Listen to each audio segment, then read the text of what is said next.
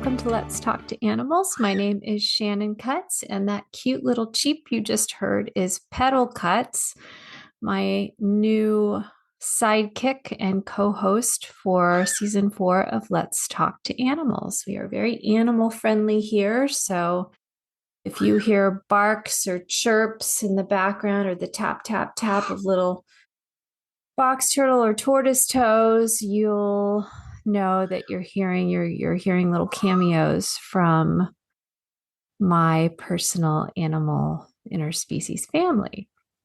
So here on season 4, we've been doing things a little differently than we have for seasons 1, 2, and 3, when I interviewed a whole host of amazing guests from around the world, many of whom work as fellow animal intuitives and communicators, pet psychics and mediums, holistic practitioners, aromatherapists, energy workers, and light workers. For this season, however, I've moved into the role of the featured guest as well as your friendly neighborhood hostess. So I hope you're enjoying season 4 thus far. We will have some special guests coming up, and that's planned for this fall. But for now, you and I are together, and we have been talking about a range of topics that come up quite frequently as I'm sharing with people who are new at animal communication, how it works. So we're kind of going back to basics. What is it all about? When do you need it? Can you use it at any stage of an animal's life? Does animal communication still work even after your pet has crossed over and is now on the spirit side? Then you'll want to listen back into our archives to catch up on everything that you've missed, especially if you're new. You can find us over at animallovelanguages.com/podcast. And you can also find us at Buzzsprout and on all of your favorite streaming services. We also have a video version over on YouTube. You can find me under Shannon Cutts, and it's under Animal Communication Talks. That's the playlist. So for today, I want to tackle one of the biggest questions that people have about the work that I do as an animal intuitive and sensitive, animal communication in general. And that is, where does it fit in the bigger picture of taking good, holistic care of your pet companion, your animal companion? When is the right time to add animal communication to your companion animal's wellness toolkit? When is it the right moment to seek out a communicator first rather than trying something else first and kind of just moving on down your checklist until you find what works? And probably most importantly, what is animal communication not designed to do? For today, where I'm going to start is the ongoing debate about fixing our animal companions versus communicating with them. We touched on this a little bit 2 episodes ago when I shared a very personal story of how animal communication has played a significant role in transforming our own itchy, anxious dachshund's life.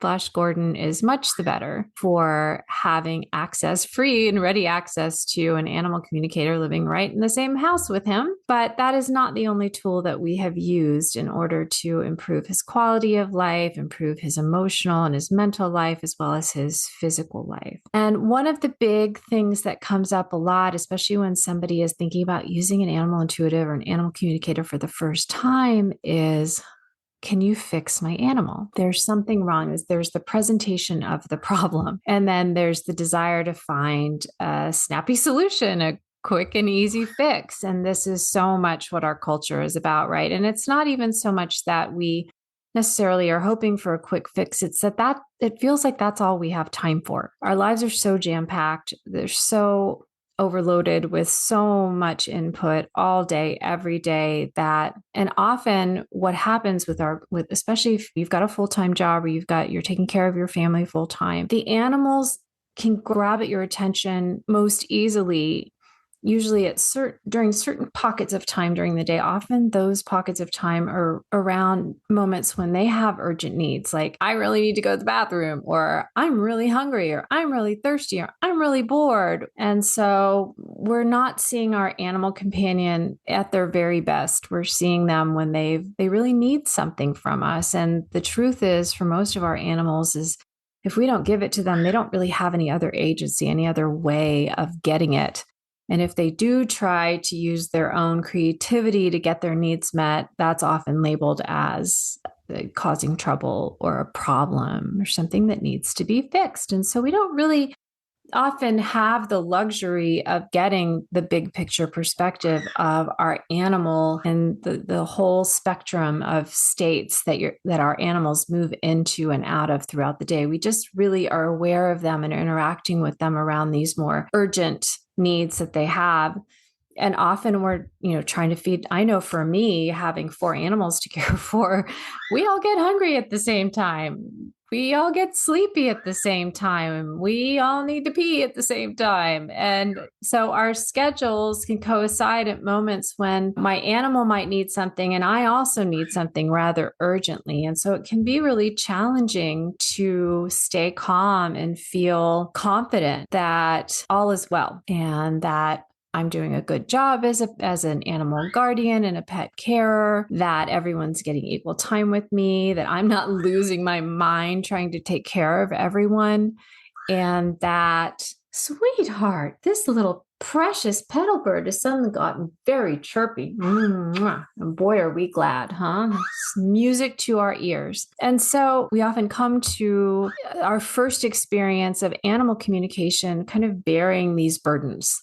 Maybe feeling guilty, maybe feeling anxious, maybe feeling irritated.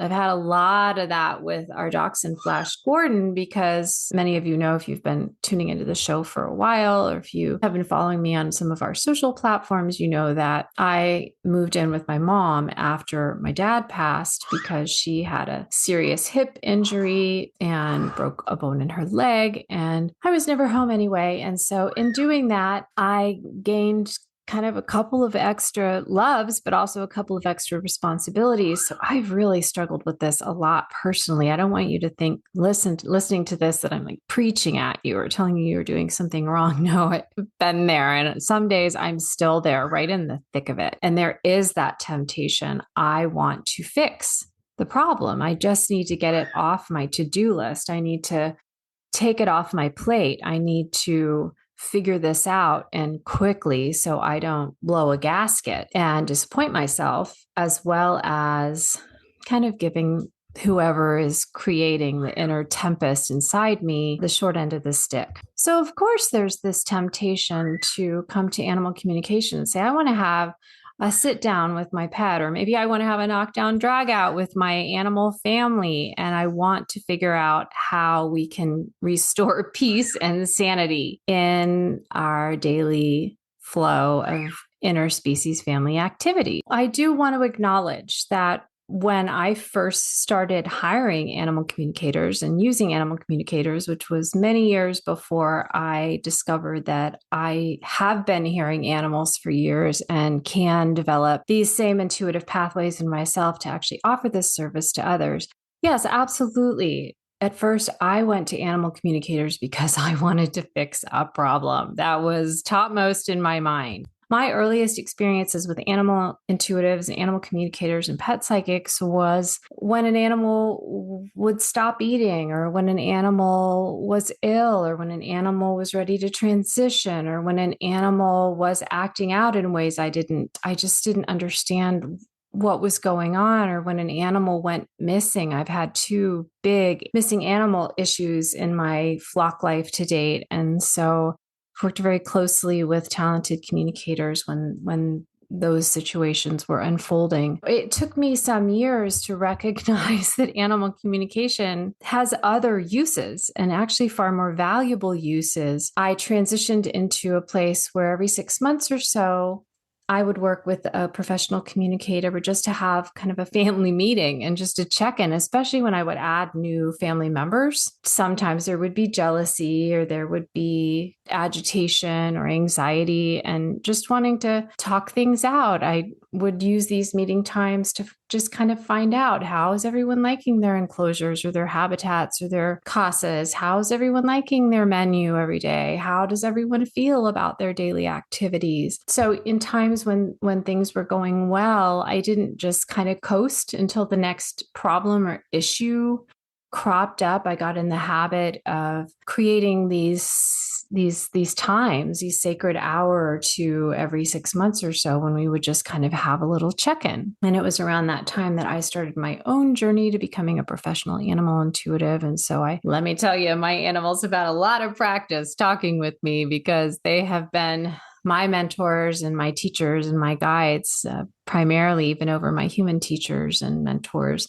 And it's been a wonderful ride, a wonderful journey for us thus far. But I will be honest, most of my new clients and even many of my returning clients come seeking problem resolution or help during kind of what I would call a crisis moment, just rescuing a new animal in need or relinquishing an animal that isn't able to integrate, or helping to shepherd an animal through their final transition, or reconnecting with a pet in spirit, or navigating a difficult dietary or health issue, these moments when we just know we need a little extra support. And that is awesome. It's one of the favorite things about the work that I do is inviting the animal, the one that maybe is stirring the pot, so to speak, or disrupting the regular flow of daily life and kind of needing a little bit more support themselves. We can invite them to the conversation. We invite them to the table. We say, what's going on? What are we missing? What do you need or want? Or why are you doing this? Or how are you feeling? Or any number of questions, both the obvious questions and the non-obvious questions. As far as me personally, because I am an objective third party who doesn't partake in daily life, and because I am invested in, first and foremost, serving as that animal's voice and that animal's advocate, and receiving their unbiased, unvarnished truth, sharing that with the animal's guardian or foster parent or forever mom or dad or person. These are very exciting conversations. They're very dynamic, and often they reveal some major aha moments that would have otherwise never come to light. So it can be a pretty powerful experience having these kinds of conversations with animals. What also really helps is that I never read the notes. I do ask my clients to share any questions, any specific issues, especially because we usually have kind of a time box. We're working in maybe half hour or hour segments. And so I want to make sure we don't miss out on asking specific questions, but I never look at those or address those questions until the end, because I don't want that information to bias me, to kind of block my ears or blind my sight to something that the animal might share that doesn't maybe dovetail exactly with how their human has perceived what's going on with them to date. You know, sometimes we can look at an animal behavior and we can say, oh, I think this is why it's happening. And we could be right. We could also be wrong. And trust me, again, not preaching to you, I am totally in this same boat and have often had my animals set me straight and teach me in the process and amaze me and realize that, yeah, this is something that is a simple shift, or it's been right in front of my face the whole time. And I haven't had the eyes to see. I didn't make the connection. Why am I sharing all this with you? It's the foundation of what animal communication was born to do. Why it exists at all is to hear from that other being, that love or that family member of ours, and find out what's going on with you directly. I call this kind of the saltwater taffy generation. We're moving out of the very intellectually driven mindset and into more of an expansive, enlightened, and multi-level and multi-sensory experience of life, where intuition, these abilities, these gifts have always been with us. They've never left us. We've left them. And so we live in this generation that we're in right now, these few decades, when we really get to make a choice. We can cling to the old school of thought that this stuff is all very, very airy-fairy and woo-woo. And if we can't nail it to the wall and label it, it doesn't exist, and it certainly doesn't have any validity. we can go all the way to the other extreme and ignore all of the very wonderful information that has come and continues to come out of our high level use of our intellect. That big prefrontal cortex of ours really is good for something, and we can just float. That tends to be a very ungrounded kind of experience. So there's no foundation there. Or we can find our place somewhere in the middle, and we can say, okay, animal communication, like conversation in its own way, it's information gathering, it's collecting data, broadening our awareness and our understanding, having these productive dialogues that can inform how we set up our interactions with the beings we love and care for the most. That's really where we are right now in the evolution of our culture. We can choose, do I want to give this a try? But then saying yes to something like animal communication that really has its roots in the intuitive senses, what some call the psychic senses, telepathy, or the four clairs. We also have to understand that don't want to go all the way to the other extreme, and that's the be all and end all, and that's the solution to every problem. It's part of it, and I would submit it's at the root. It's where we probably want to start, and then we learn what we need to learn, and then we develop a plan from there. And that's really where you can kind of get people going, well, can you fix my animal? There's something going on. No, I can't fix your animal. You may need training. You may need veterinary care. You may need energy work. You may need dietary change. You may need change how your day is structured. There's so many different ways. But what I can do is I can share with you your animal's perspective on what's going on. I can help you gather the information that you need in order to fix the problem, if in fact it is a problem that's rearing its head and needs attention, or somehow adjust the flow of your family life so that that animal is able to find balance and peace and comfort and connection in the way that they find most supportive and beneficial for their own soul path. And so when somebody says, well, what's the difference between animal communication and animal training, for instance? It's a world of difference. Animal communication is leveling the playing field so that everyone has an equal voice. Nobody needs to be trained. And if there's anyone on this planet that knows how well our animals can train us, it would be yours truly.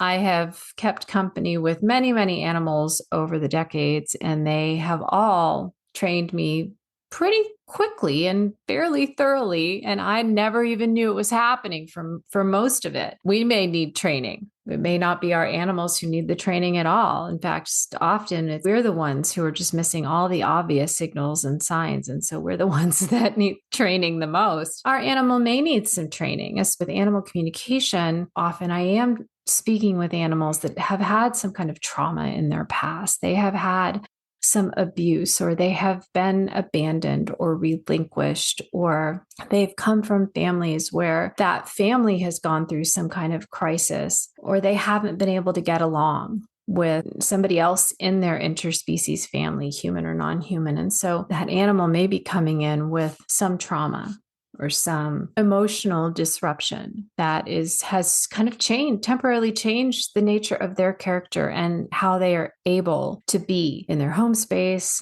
with their people, with other animals in the family. When I first got my new cockatiel, Petal, I automatically assumed that she would respond to millet as a training treat.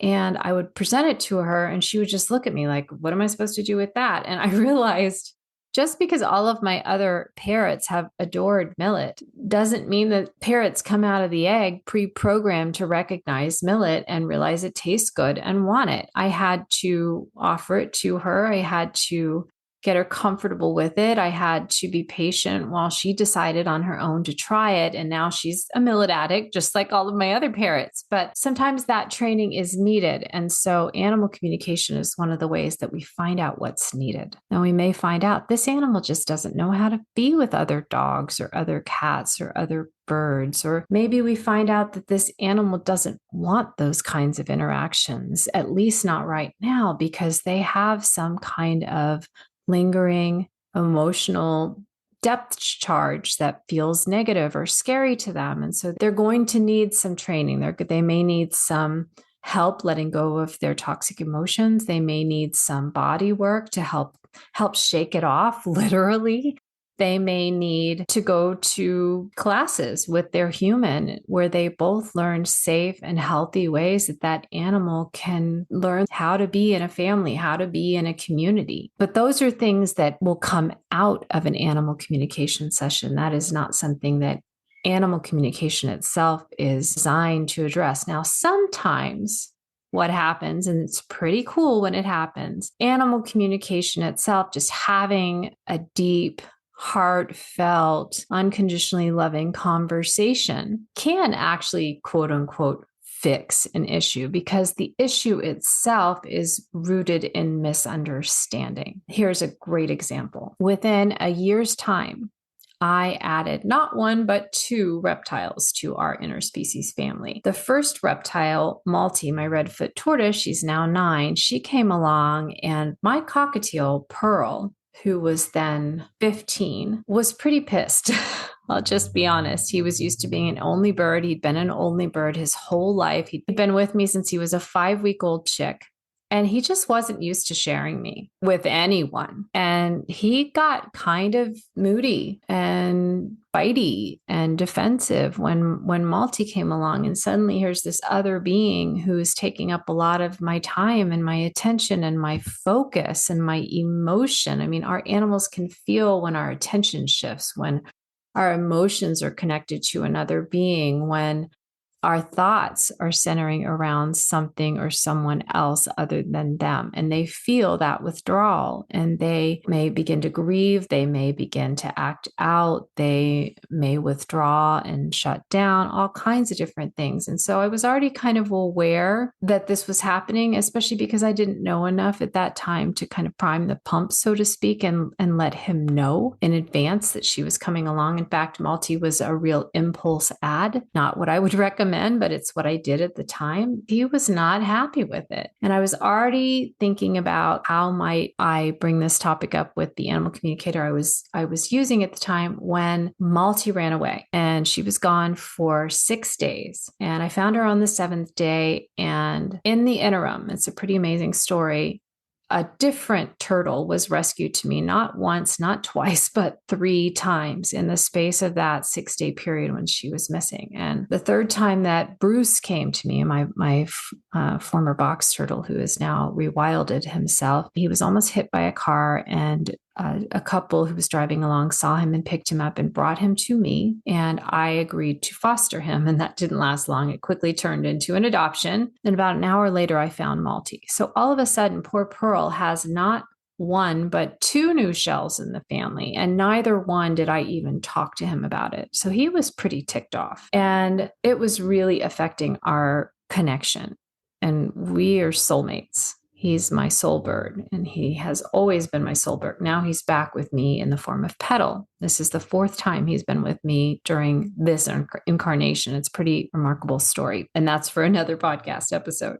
But he was pretty mad. I worked with 2 different communicators to help soothe the ruffled feathers, so to speak. And he stayed mad and stayed mad and stayed mad until the communicator finally said to him, "Do you realize that before Bruce joined your family, he didn't have a home? He was really hungry, and he was really thirsty, and he was really scared and lonely." And that changed everything. Pearl said to me through the communicator, "He didn't have a home?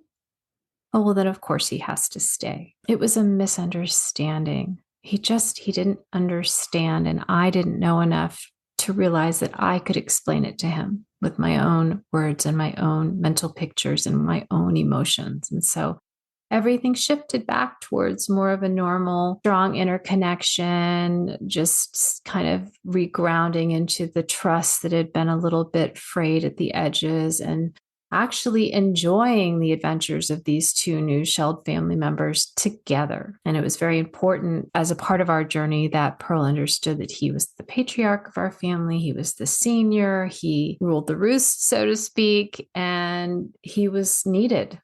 And I tried to involve him as much as possible in everything I did. Even when I went outside, I got a little travel cage for him, and we would go outside together to take care of the shells in their enclosures. So that is an instance of a time when, yes, animal communication, it looks from the outside looking in, it looks like we fixed a problem.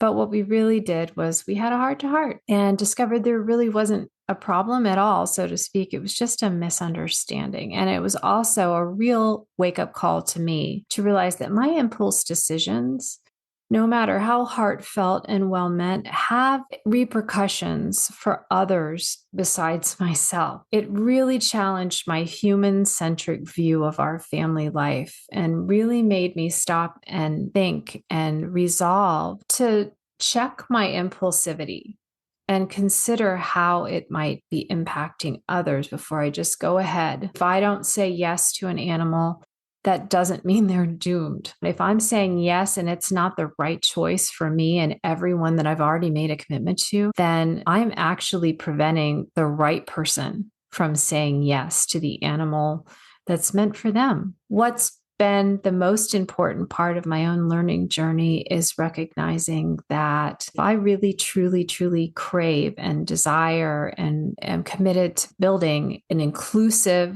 community of equals in my interspecies family, then it all starts with initiating conversations. It starts with asking, not telling. It starts with questioning everything I know about what it means to care for an animal and whether these animals that I'm caring for truly depend on me, or whether perhaps it may be the other way around.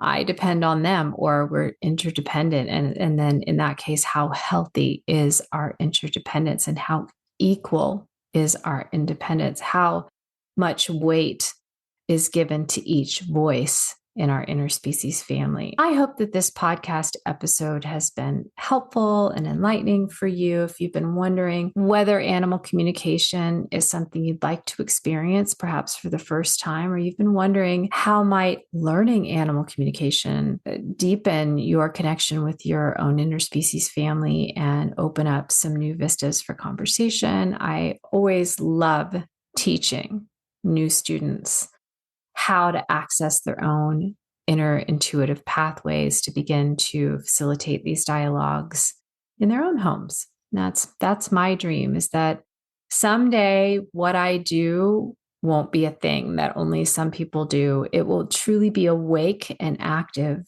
for all of us.